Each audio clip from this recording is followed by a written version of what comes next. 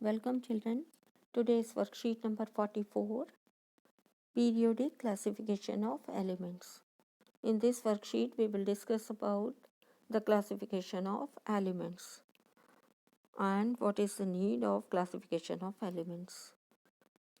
Matter around us is present in the form of elements, compounds and mixture. So what do you mean by elements? Elements are made up of similar type of particles and only one type of particles present in the elements and have the same properties or similar properties. Compounds are what are compounds?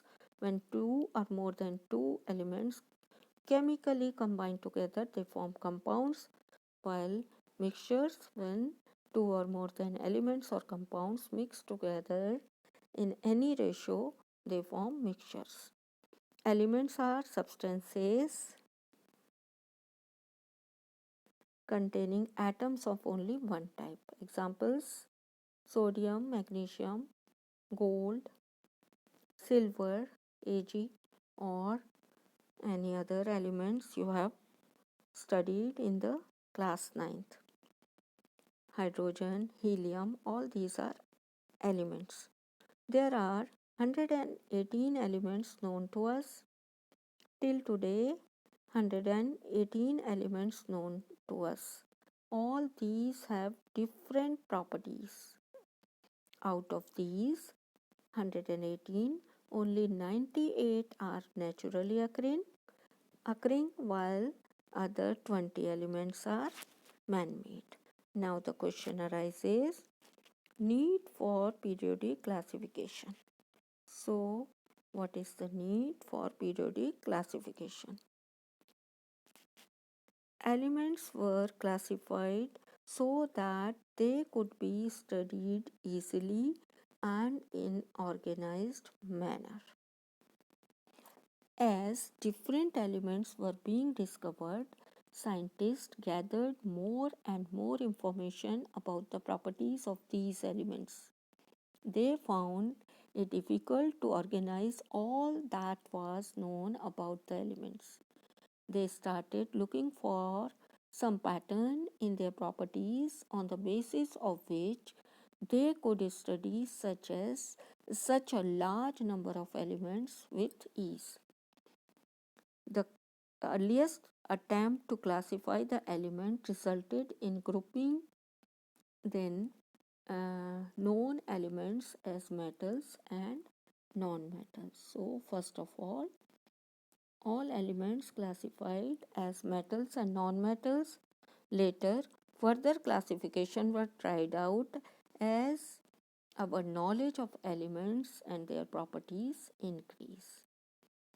So, scientists made several attempts to classify elements according to their properties and obtain an orderly arrangement out of chaos. Dobereiner triad. First attempt made by scientist named Dobereiner. In year 1817, Dobereiner, a German chemist, tried to arrange the elements with similar properties into groups. He made group of 3 elements. When elements were arranged in order to increasing atomic masses, groups of 3 elements known as triad. He named a group of 3 elements as triad having similar chemical properties were obtained. The atomic masses of the middle element of the triad was roughly the average of atomic mass of the other 2 elements. Here the example is given to you. First triad was lithium, sodium and potassium. LiNaK. Second triad was discovered calcium, strontium and barium.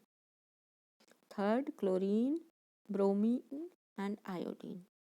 For example, take a triad consisting of lithium, sodium and potassium with the respective atomic masses: lithium 6.9, sodium 23 and potassium 39.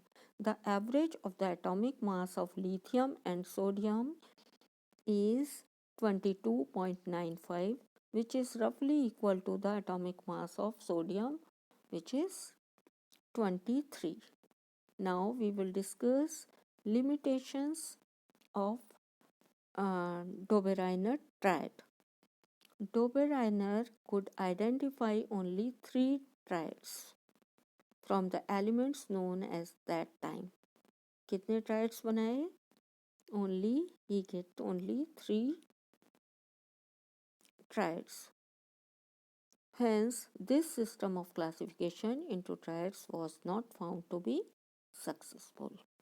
Now, we will discuss about the Newland's law of octaves. Newland arranged the known elements in the order of increasing atomic masses and found that the properties of every eighth element is similar to that of the first element.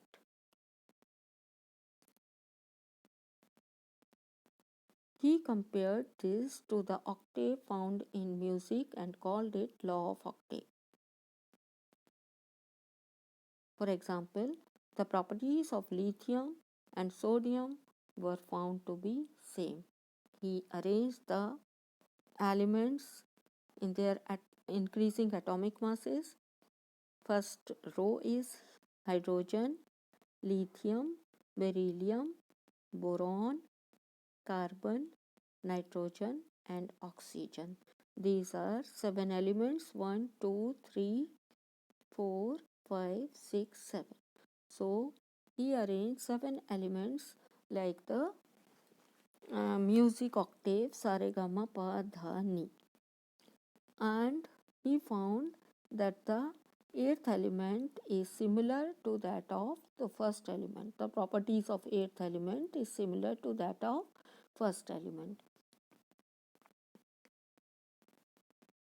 What are the limitations? Limitations of law of octaves. It was applicable up to calcium. Atomic mass of calcium is 40 for lighter elements only. Second, the properties of new discovered element did not fit into the law of octaves.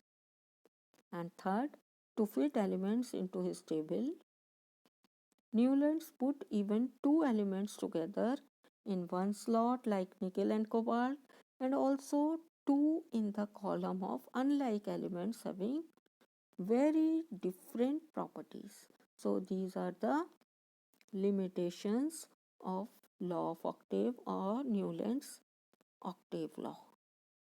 Now we will discuss question answer. Your first question is, what was the need for classification of element? To study the properties of element easily and in an organized manner, we need classification of elements. Question number 2, write down 3 elements that show Dobereiner's triad. So you can write any 3 elements like Li, NaK, lithium, sodium, potassium, or calcium, strontium, barium, or chlorine, bromine, or iodine. You can write name of any 3 elements which make triad. Question number 3, Newlands divided elements into horizontal rows of 8 elements each. True or false? False. This sentence is false. Newlands divided elements into horizontal rows of 7 elements each. So, this statement is false. Question number 4.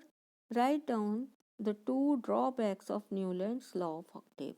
So, you have to write the limitations of Newland's law of octave. You can write any 2 limitations. Here the 3 limitations are given to you. Question number 5.